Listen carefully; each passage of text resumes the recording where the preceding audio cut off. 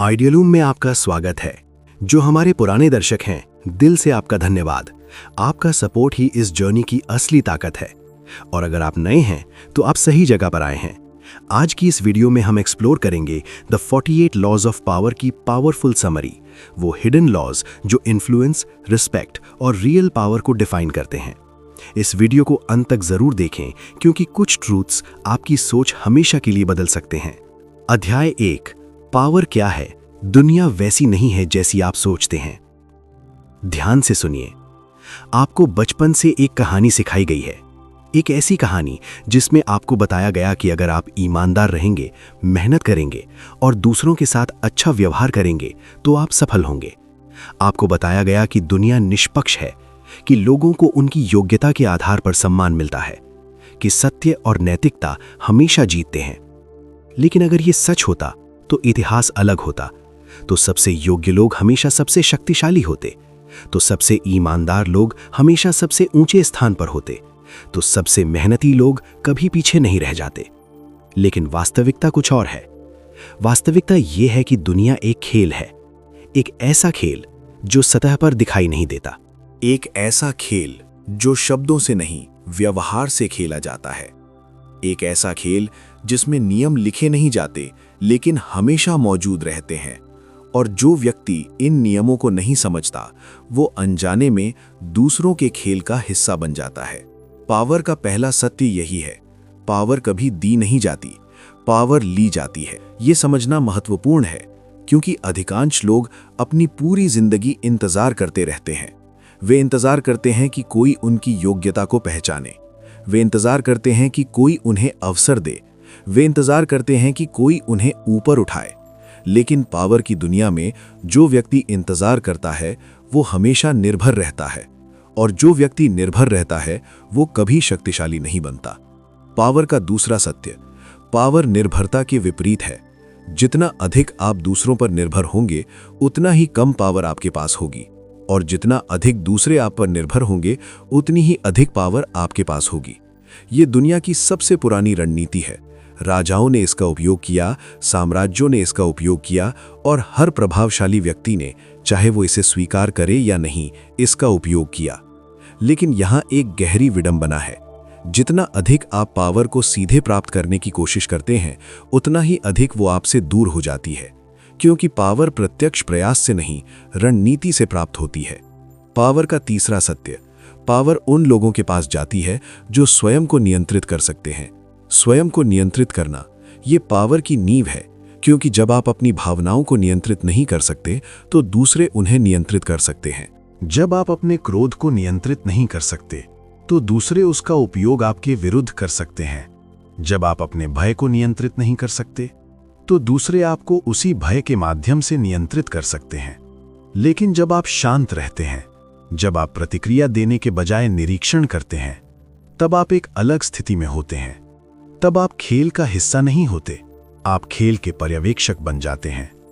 और जो व्यक्ति खेल को देख सकता है वो खेल को समझ सकता है, और जो व्यक्ति खेल को समझ सकता है वो अंततः खेल को नियंत्रित कर सकता है। यहां एक और सत्य है, एक ऐसा सत्य जिसे अधिकांश लोग कभी स्वीकार नहीं करेंगे। लोग हमेशा तर्कसंगत नहीं होते, लोग भावनात्मक होते हैं। वे अपनी धारणाओं के आधार पर निर्णय लेते हैं, वे अपनी भावनाओं के आधार पर प्रतिक्रिया करते हैं। और जो व्यक्ति इन भावनाओं को समझ सकता है वो लोगों के व्यवहार को समझ सकता है। पावर का चौथा सत्य, पावर वास्तविकता को नियंत्रित करने के बारे में नहीं है, पावर धारणा को नियंत्रित करने के बारे में है। लोग वही मानते हैं जो वे देखते हैं, और वे वही देखते हैं जो आप उन्हें दिखाते हैं। ये एक भ्रम है, लेकिन यही भ्रम पावर का स्रोत है। इतिहास में सबसे शक्तिशाली व्यक्ति वे नहीं थे जिनके पास सबसे अधिक संसाधन थे, वे थे जो लोगों की धारणाओं को नियंत्रित कर सकते थे। वे जानते थे कब शक्ति दिखानी है, कब कमजोरी दिखानी है, कब बोलना है और कब मौन रहना है। मौन पावर का सबसे कम आंका गया हथियार है, क्योंकि जब आप बोलते हैं तो आप जानकारी प्रकट करते हैं, लेकिन जब आप मौन रहते हैं तो दूसरे अनुमान लगाते हैं, और अनुमान हमेशा अनिश्चितता पैदा करता है, और अनिश्चितता पावर पैदा करती है। पावर का पांचवां सत्य। जो व्यक्ति स्वयं को पूरी तरह प्रकट कर देता है वो अपनी पावर खो देता है। रहस्य पावर का एक आवश्यक तत्व है। जब लोग आपको पूरी तरह नहीं समझ पाते तो वे आपको कम आंक नहीं सकते। वे सावधान रहते हैं, वे सतर्क रहते हैं, और ये सतर्कता आपकी पावर को बढ़ाती है। अब आप पावर के द्वार पर खड़े हैं। आपने अभी केवल सतह को छुआ है, लेकिन आगे आप उन नियमों को समझेंगे जो सदियों से छिपे हुए थे। वे नियम जो आपको सिखाएंगे कैसे प्रभाव पैदा करना है, कैसे सम्मान प्राप्त करना है, कैसे स्वयं को ऐसी स्थिति में रखना है जहां पावर स्वाभाविक रूप से आपकी ओर आकर्षित हो। क्योंकि अंततः पावर किसी विशेष व्यक्ति के लिए आरक्षित नहीं है। पावर एक कौशल है और किसी भी कौशल की तरह इसे सीखा जा सकता है। अध्याय 2, never outshine the master. Power का सबसे खतरनाक नियम। पावर की दुनिया में सबसे पहली गलती जो अधिकांश लोग करते हैं वो ये है कि वे पावर को गलत तरीके से समझते हैं। वे मानते हैं कि पावर का अर्थ है स्वयं को साबित करना, अपनी योग्यता दिखाना, अपनी श्रेष्ठता प्रदर्शित करना। उन्हें लगता है कि यदि वे अधिक बुद्धिमान दिखेंगे, अधिक कुशल दिखेंगे, अधिक सक्षम दिखेंगे तो उन्हें सम्मान मिलेगा। लेकिन वास्तविकता इसकी ठीक विपरीत है। पावर का पहला और सबसे खतरनाक नियम है नेवर आउटशाइन द मास्टर। कभी भी अपने मास्टर से अधिक चमकने की कोशिश मत करें।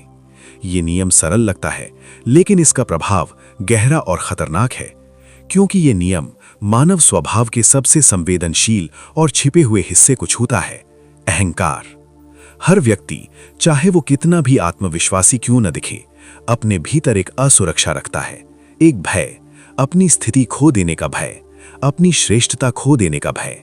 और जब आप किसी ऐसे व्यक्ति के सामने जो आपसे अधिक पावर की स्थिति में है अपनी श्रेष्ठता प्रदर्शित करते हैं तो आप अनजाने में उस भय को सक्रिय कर देते हैं। जब लोग आपको पूरी तरह नहीं समझ पाते तो वे आपको कम आंक नहीं सकते।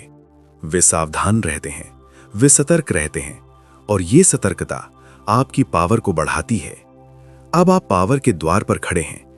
आपने अभी केवल सतह को छुआ है, लेकिन आगे आप उन नियमों को समझेंगे जो सदियों से छिपे हुए थे।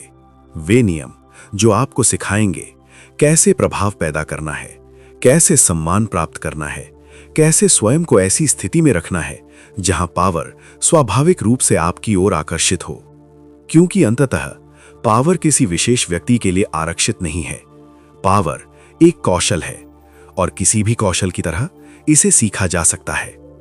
अध्याय 2, never outshine the master. Power का सबसे खतरनाक नियम। पावर की दुनिया में सबसे पहली गलती जो अधिकांश लोग करते हैं वो ये है कि वे पावर को गलत तरीके से समझते हैं। वे मानते हैं कि पावर का अर्थ है स्वयं को साबित करना, अपनी योग्यता दिखाना, अपनी श्रेष्ठता प्रदर्शित करना। उन्हें लगता है कि यदि वे अधिक बुद्धिमान दिखेंगे, अधिक कुशल दिखेंगे, अधिक सक्षम दिखेंगे तो उन्हें सम्मान मिलेगा। लेकिन वास्तविकता इसकी ठीक विपरीत है। पावर का पहला और सबसे खतरनाक नियम है नेवर आउटशाइन द मास्टर।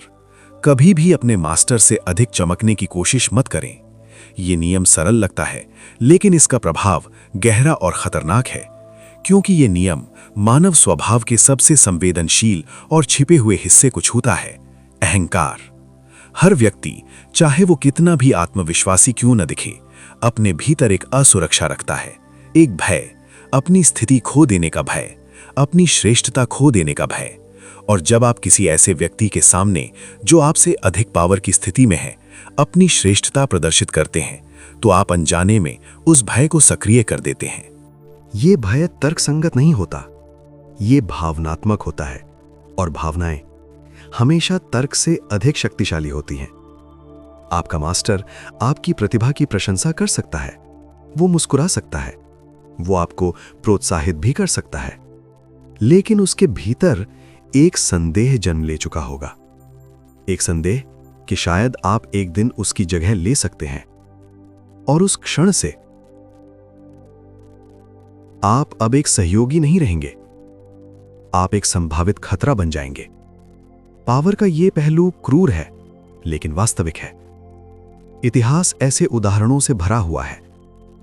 दरबारों में राजाओं ने अपने सबसे प्रतिभाशाली सलाहकारों को नष्ट कर दिया, क्योंकि वे बहुत अधिक प्रतिभाशाली थे, क्योंकि वे बहुत अधिक चमक रहे थे।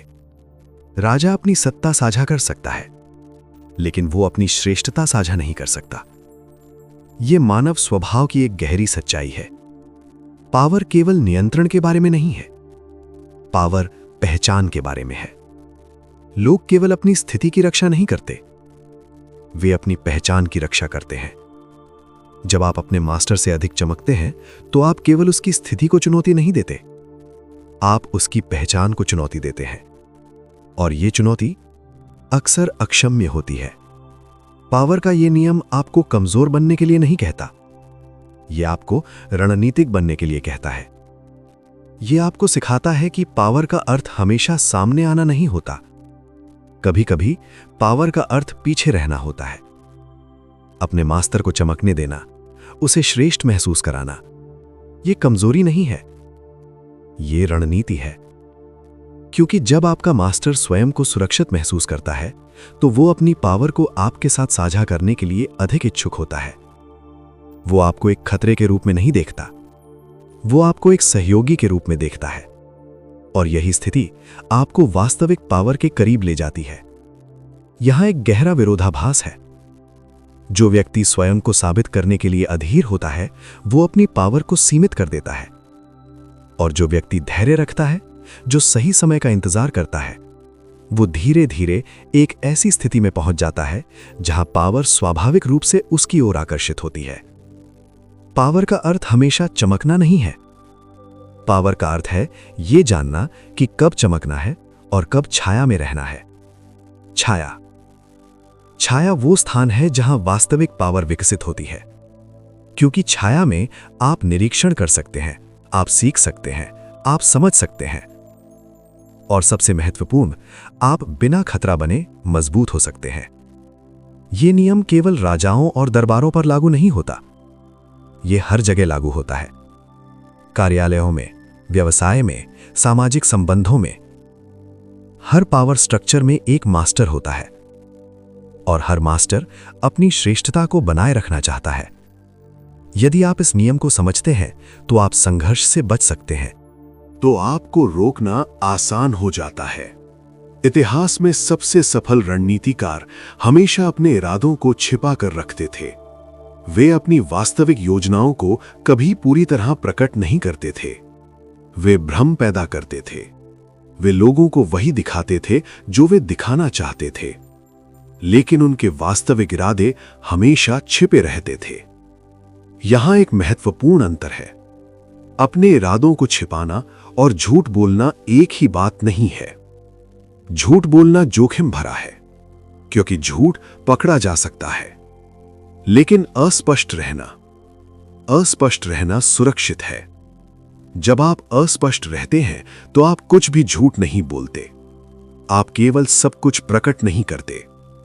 यह नियंत्रण का एक सूक्ष्म रूप है। पावर अक्सर सूक्ष्मता में छिपी होती है। जो व्यक्ति हर विचार को व्यक्त करता है, जो व्यक्ति हर योजना को साझा करता है, वह अपनी पावर को कमजोर करता है, क्योंकि वह दूसरों को अपने मन तक पहुंच प्रदान करता है। और जब लोग आपके मन तक पहुंच सकते हैं, तो वे आपको समझ सकते हैं, और जब वे आपको समझ सकते हैं, तो वे आपको नियंत्रित कर सकते हैं। पावर का यह नियम मौन से गहराई से जुड़ा हुआ है। मौन केवल शब्दों की अनुपस्थिति नहीं है। मौन एक रणनीति है। जब आप मौन रहते हैं, तो लोग आपके बारे में अधिक सोचते हैं। वे आपके शब्दों का विश्लेषण करते हैं, वे आपके व्यवहार का विश्लेषण करते हैं, और इस विश्लेषण में वे अपनी ऊर्जा खर्च करते हैं, जबकि आप अपनी ऊर्जा को संरक्षित करते हैं। यह पावर का एक असमान संतुलन बनाता है। दूसरे आपको समझने की कोशिश कर रहे होते हैं, और आप उन्हें समझ रहे होते हैं। यह स्थिति आपको एक लाभ देती है। ज्ञान पावर है, और जो व्यक्ति अधिक जानता है, वह अधिक शक्तिशाली होता है। लेकिन यह केवल दूसरों को जानने के बारे में नहीं है, यह स्वयं को छिपाने के बारे में भी है। क्योंकि पावर केवल जानकारी प्राप्त करने से नहीं आती, पावर जानकारी को नियंत्रित करने से आती है। आप क्या प्रकट करते हैं और क्या छिपाते हैं, यह संतुलन पावर को निर्धारित करता है। यहां एक और गहरी सच्चाई है। लोग उन चीजों से अधिक प्रभावित होते हैं जिन्हें वे पूरी तरह समझ नहीं पाते। रहस्य आकर्षण पैदा करता है, रहस्य सम्मान पैदा करता है, रहस्य पावर पैदा करता है। जब आप पूरी तरह समझ में आ जाते हैं तो आप अनुमानित हो जाते हैं, और अनुमानित व्यक्ति आसानी से नियंत्रित किया जा सकता है। लेकिन जब आप रहस्यमय होते हैं तो लोग सावधान रहते हैं, वे सतर्क रहते हैं, और यह सतर्कता आपकी पावर को बढ़ाती है। पावर का यह नियम आपको एक नई भूमिका में रखता है। अब आप केवल एक प्रतिभागी नहीं हैं, आप एक पर्यवेक्षक हैं। आप देख रहे हैं, आप सीख रहे हैं, आप समझ रहे हैं, और सबसे महत्वपूर्ण, आप स्वयं को पूरी तरह प्रकट नहीं कर रहे हैं।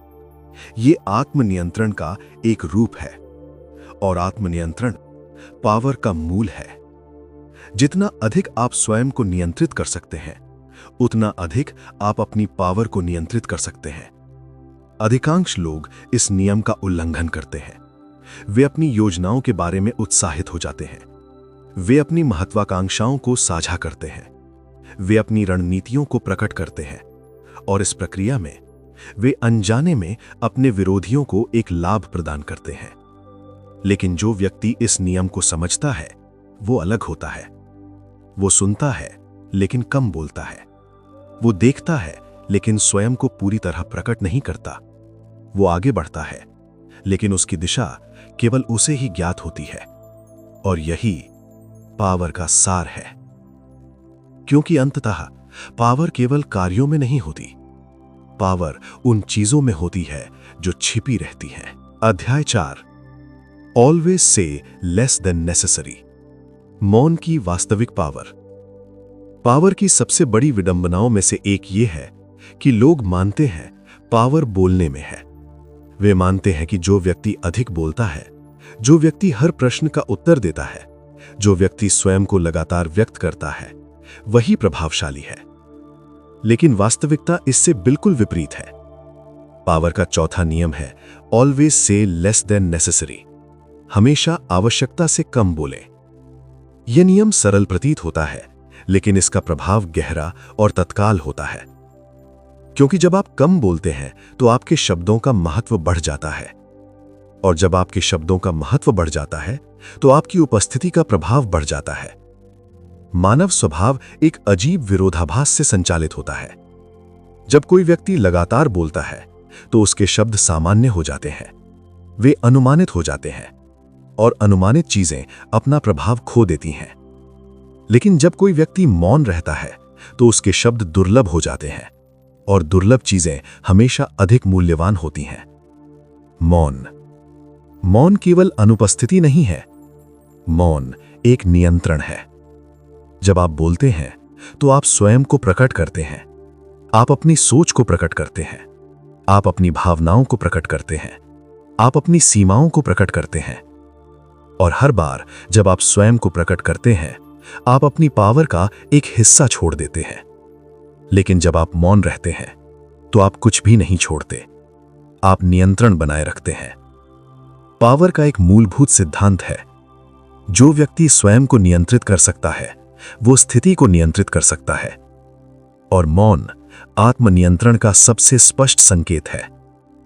जब आप मौन रहते हैं तो आप प्रतिक्रिया नहीं दे रहे होते, आप निरीक्षण कर रहे होते हैं, और निरीक्षण ज्ञान पैदा करता है।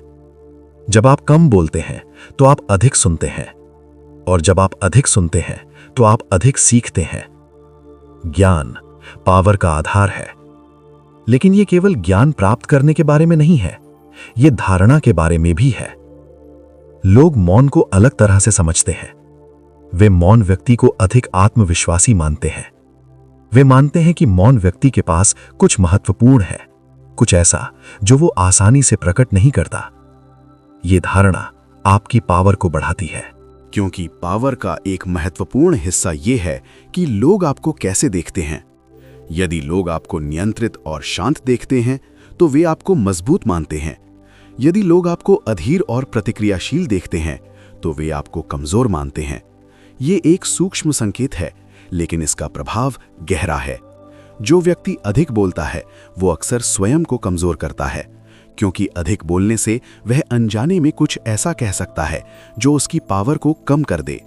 शब्द एक बार बोले जाने के बाद वापस नहीं लिए जा सकते। वे स्थायी हो जाते हैं और वे आपके विरुद्ध उपयोग किए जा सकते हैं। लेकिन मौन आपको सुरक्षा देता है। मौन आपको सोचने का समय देता है। मौन आपको प्रतिक्रिया देने के बजाय चयन करने का अवसर देता है। ये अंतर महत्वपूर्ण है। प्रतिक्रिया भावनात्मक होती है, चयन रणनीतिक होता है। पावर भावनात्मक प्रतिक्रिया से नहीं आती, पावर रणनीतिक चयन से आती है। जब आप कम बोलते हैं तो आप अपने शब्दों को चुनते हैं, आप उन्हें सावधानी से उपयोग करते हैं, और ये सावधानी आपकी पावर को बढ़ाती है। यहाँ एक और गहरी सच्चाई है। लोग अक्सर मौन से असहज होते हैं। जब मौन होता है तो लोग उसे भरने की कोशिश करते हैं। वे बोलते हैं, वे स्वयं को प्रकट करते हैं, और इस प्रक्रिया में वे जानकारी प्रकट करते हैं, जबकि आप केवल सुन रहे होते हैं। ये एक असमान संतुलन बनाता है। दूसरे स्वयं को प्रकट कर रहे होते हैं और आप स्वयं को नियंत्रित कर रहे होते हैं। ये स्थिति आपको पावर देती है। पावर का अर्थ हमेशा कुछ करना नहीं है। कभी-कभी पावर का अर्थ कुछ ना करना है। मौन रहना, प्रतीक्षा करना, निरीक्षण करना, ये निष्क्रियता नहीं है, ये रणनीति है। इतिहास में सबसे प्रभावशाली व्यक्ति अक्सर कम बोलते थे। उनकी उपस्थिति ही पर्याप्त होती थी। उन्हें स्वयं को साबित करने की आवश्यकता नहीं होती थी। उनका नियंत्रण उनकी पावर का संकेत था। ये समझना महत्वपूर्ण है कि मौन का अर्थ भय नहीं है, मौन का अर्थ कमजोरी नहीं है। मौन आत्मविश्वास का संकेत है, क्योंकि केवल वही व्यक्ति मौन रह सकता है जो स्वयं पर विश्वास करता है। जो व्यक्ति असुरक्षित होता है वह स्वयं को साबित करने की कोशिश करता है, वह अधिक बोलता है। लेकिन जो व्यक्ति सुरक्षित होता है वह जानता है कि उसे कुछ साबित करने की आवश्यकता नहीं है, उसका मौन ही पर्याप्त है। पावर का ये नियम आपको एक नया दृष्टिकोण देता है। अब आपको हर प्रश्न का उत्तर देने की आवश्यकता नहीं है। अब आपको हर विचार को व्यक्त करने की आवश्यकता नहीं है। अब आप चयन कर सकते हैं क्या कहना है और क्या नहीं कहना है। ये चयन आपकी पावर को परिभाषित करता है, क्योंकि अंततः पावर शब्दों की मात्रा में नहीं होती।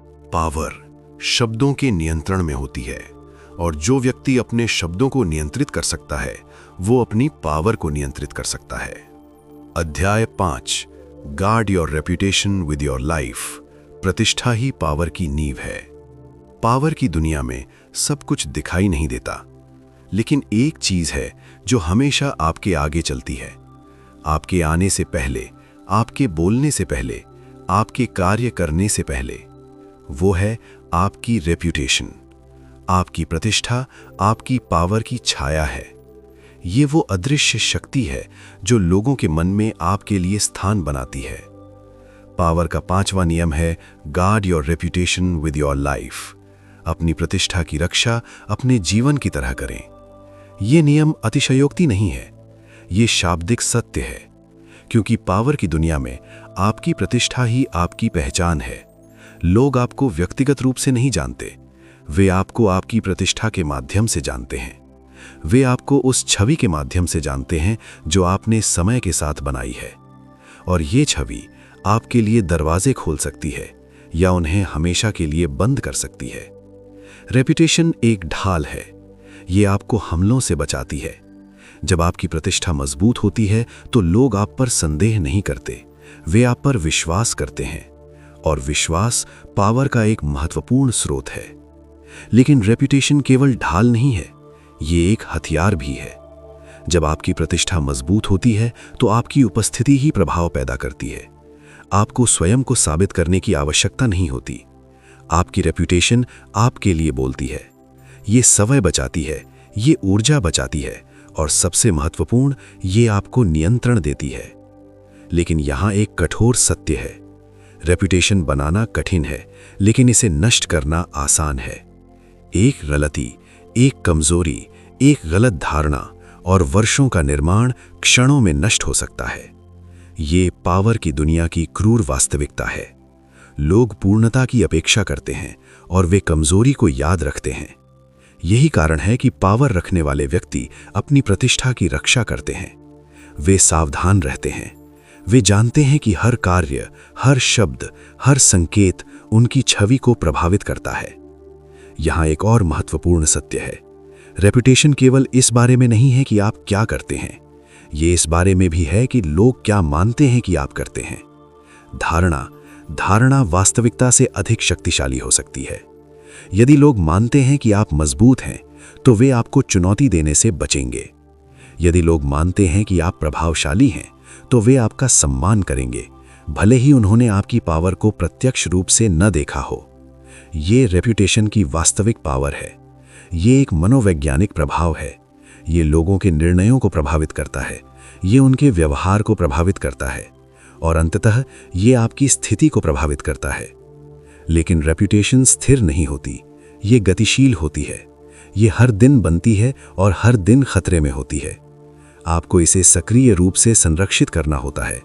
आपको अपने व्यवहार के प्रति जागरूक रहना होता है।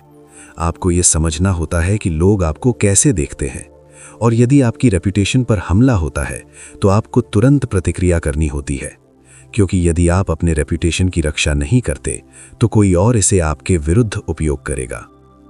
पावर का एक और सिद्धांत है, कमजोरी को छिपाइए और शक्ति को प्रदर्शित कीजिए।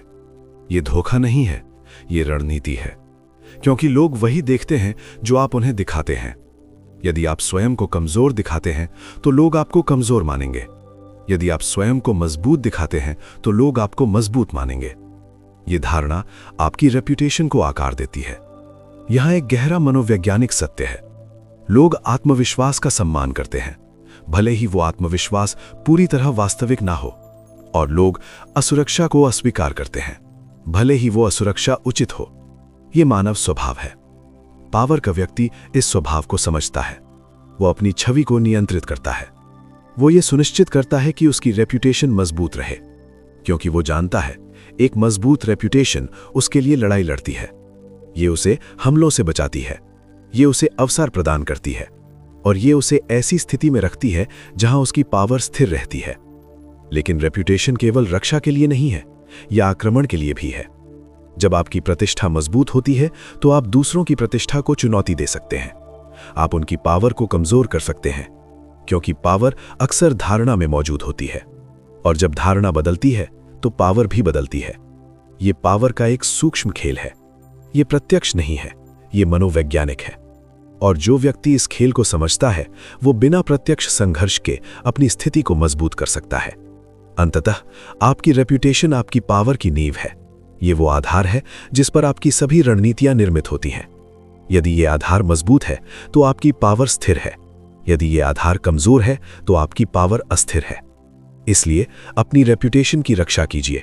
इसे सावधानी से बनाइए, इसे सतर्कता से बनाए रखिए, और कभी भी इसे खतरे में मत डालिए, क्योंकि पावर की दुनिया में आपकी प्रतिष्ठा ही आपकी सबसे बड़ी ढाल है और आपका सबसे बड़ा हथियार भी। अध्याय 6, फाइनल अवेकनिंग। जब आपको समझ आता है कि शक्ति बाहर नहीं, भीतर जन्म लेती है। इस क्षण अब आप वही व्यक्ति नहीं हैं जो इस यात्रा की शुरुआत में थे, क्योंकि अब आपने उस सत्य को छू लिया है जिसे अधिकांश लोग अपने पूरे जीवन में कभी नहीं समझ पाते। शक्ति पद नहीं है, शक्ति पैसा नहीं है, शक्ति प्रसिद्धि भी नहीं है। शक्ति परसेप्शन है, और परसेप्शन रियलिटी से अधिक शक्तिशाली होता है। द 48 लॉज ऑफ पावर में मैंने कभी लॉज नहीं लिखे थे ताकि आप दूसरों को नियंत्रित कर सके। मैंने उन्हें लिखा था ताकि आप स्वयं को मुक्त कर सके, क्योंकि सबसे बड़ी गुलामी किसी और के नियंत्रण में होना नहीं है। सबसे बड़ी गुलामी अपनी ही अज्ञानता में जीना है, और अब वो अज्ञानता टूट चुकी है। आपको याद है जब आपने पहली बार इस यात्रा की शुरुआत की थी, तब दुनिया एक रहस्य थी। आप देखते थे कि कुछ लोग बिना अधिक प्रयास के आगे बढ़ जाते हैं, और कुछ लोग चाहे जितनी मेहनत कर लें वहीं रह जाते हैं। आप सोचते थे, क्या ये भाग्य है, क्या ये संयोग है? नहीं, ये अवेयरनेस है, क्योंकि शक्ति हमेशा दिखाई नहीं देती। शक्ति छिपी होती है। वो उन शब्दों में छिपी होती है जो कोई व्यक्ति नहीं बोलता। वो उन क्षणों में छिपी होती है जब कोई व्यक्ति प्रतिक्रिया नहीं देता। वो उस शांति में छिपी होती है जहां दूसरों का मन अशांत होता है। अब आप समझते हैं law 4, always say less than necessary. क्यों शक्तिशाली व्यक्ति कम बोलते हैं? क्योंकि वो जानते हैं हर शब्द आपकी शक्ति को कम करता है। साइलेंस मिस्ट्री पैदा करता है और मिस्ट्री इन्फ्लुएंस पैदा करता है। अब आप समझते हैं लॉ 3, कंसील योर इंटेंशंस। क्योंकि जब लोग आपके इरादों को नहीं जानते, वे आपकी भविष्यवाणी नहीं कर सकते, और जिसे कोई प्रिडिक्ट नहीं कर सकता, उसे कोई कंट्रोल नहीं कर सकता। लेकिन सबसे महत्वपूर्ण अवेकनिंग ये है, शक्ति कभी बाहर से नहीं आती, वो भीतर से पैदा होती है। जब आप अपने इमोशंस को नियंत्रित करते हैं, जब आप इंपल्सिव रिएक्शन से ऊपर उठते हैं, जब आप वैलिडेशन की आवश्यकता से मुक्त हो जाते हैं, तब आप डेंजरस बन जाते हैं। Not dangerous to others, dangerous to mediocrity, dangerous to limitations, dangerous to the invisible chains that once controlled you. Robert Greene ने इतिहास में उन लोगों का अध्ययन किया जिन्होंने असंभव को संभव बनाया। Napoleon, Sun Tzu, queen Elizabeth I, और उन्होंने पाया उनकी शक्ति उनकी परिस्थितियों से नहीं आई थी, उनकी शक्ति उनके परसेप्शन से आई थी। उन्होंने रियलिटी को स्वीकार नहीं किया, उन्होंने रियलिटी को शेप किया। अब आप भी वही करने में सक्षम हैं, क्योंकि अब आप जानते हैं लोग वही देखते हैं जो आप उन्हें दिखाते हैं, लोग वही मानते हैं जो आप उन्हें विश्वास दिलाते हैं, और सबसे महत्वपूर्ण, लोग आपको उसी स्तर पर ट्रीट करते हैं जिस स्तर पर आप स्वयं को देखते हैं। लेकिन इस अवेकनिंग के साथ एक रिस्पॉन्सिबिलिटी भी आती है। पावर इज न्यूट्रल, ये ना अच्छा है न बुरा, ये केवल एम्प्लीफाई करता है कि आप वास्तव में कौन है। अगर आपके भीतर क्लैरिटी है, पावर आपको अनस्टॉपेबल बना देगा। अगर आपके भीतर कंफ्यूजन है, पावर आपको डिस्ट्रॉय कर देगा। इसलिए सबसे पहली शक्ति जो आपको मास्टर करनी है वो है स्वयं पर शक्ति, self control, patience, strategic thinking. ये क्वालिटीज आपको अलग बनाती हैं, क्योंकि अधिकांश लोग रिएक्शन में जीते हैं, लेकिन शक्तिशाली लोग इंटेंशन में जीते हैं। वे रिएक्ट नहीं करते, वे चूज करते हैं। और अब आपने भी चूज करना सीख लिया है। अब आप हर इंसल्ट पर रिएक्ट नहीं करेंगे, अब आप हर अपॉर्चुनिटी के पीछे नहीं भागेंगे, अब आप हर व्यक्ति को इम्प्रेस करने की कोशिश नहीं करेंगे, क्योंकि अब आप जानते हैं शक्ति चेज नहीं की जाती, शक्ति अट्रैक्ट की जाती है। जब आप काम होते हैं, जब आप सर्टन होते हैं, जब आप डिटैच्ड होते हैं, तब लोग आपकी ओर खींचते हैं, बिना समझे क्यों। ये वही मोमेंट है जहां आपका ट्रांसफॉर्मेशन कंप्लीट होता है। अब आप दुनिया को पहले की तरह नहीं देख सकते। अब आप लोगों के शब्दों के पीछे उनके इंटेंशंस देखेंगे। अब आप साइलेंस के पीछे छिपी पावर को महसूस करेंगे। अब आप समझेंगे कि इन्फ्लुएंस फोर्स से नहीं, प्रेजेंस से आता है। और यही वो मोमेंट है जहां अधिकांश लोग डर जाते हैं, क्योंकि अवेयरनेस कंफर्टेबल नहीं होती। अवेयरनेस आपको सच्चाई दिखाती है, और सच्चाई हमेशा आसान नहीं होती। लेकिन अवेयरनेस आपको मुक्त भी करती है। अब आप किसी के अप्रूवल के गुलाम नहीं हैं, अब आप फियर के गुलाम नहीं हैं, अब आप डाउट के गुलाम नहीं हैं। अब आप आर्किटेक्ट हैं, अपने फ्यूचर के, अपने आइडेंटिटी के, अपने पावर के। लेकिन याद रखें, पावर का अंतिम सीक्रेट डोमिनेशन नहीं है, पावर का अंतिम सीक्रेट इंडिपेंडेंस है। जब आपको किसी की आवश्यकता नहीं होती, तब आप ट्रूली पावरफुल होते हैं। जब आपका सेल्फ वर्थ दूसरों की ओपिनियन पर निर्भर नहीं करता, तब आप ट्रूली फ्री होते हैं।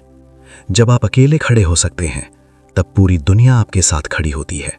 और यही आपकी अंतिम अवेकनिंग है। आप हमेशा शक्तिशाली थे, आपको बस इसका एहसास नहीं था। पावर कहीं बाहर नहीं थी, पावर हमेशा आपके भीतर थी, सो रही थी, प्रतीक्षा कर रही थी कि आप उसे पहचाने। और अब आपने उसे पहचान लिया है। आइडियल लूम केवल एक चैनल नहीं है, ये एक अवेकनिंग है। ये उन लोगों के लिए है जो एवरेज जीवन से संतुष्ट नहीं है। ये उन लोगों के लिए है जो रियलिटी को एक्सेप्ट नहीं करते, बल्कि उसे शेप करते हैं। यहाँ आप केवल नॉलेज नहीं पाएंगे, आप ट्रांसफॉर्मेशन पाएंगे, क्योंकि शक्ति इंफॉर्मेशन से नहीं, अंडरस्टैंडिंग से पैदा होती है, और अंडरस्टैंडिंग अवेयरनेस से, आपकी ये यात्रा अभी समाप्त नहीं हुई है, ये केवल शुरुआत है। Stay aware, stay silent, stay powerful. ये ऑडियो बुक रिव्यू को पूरा देखने के लिए आप सभी को दिल से धन्यवाद। आपकी दिनचर्या न्यायप्रिय हो। अब हमें आज्ञा दें, मिलते हैं एक और महत्वपूर्ण बुक समरी लेके। तब तक अपना ख्याल रखें और अपनों के साथ खुश रहें।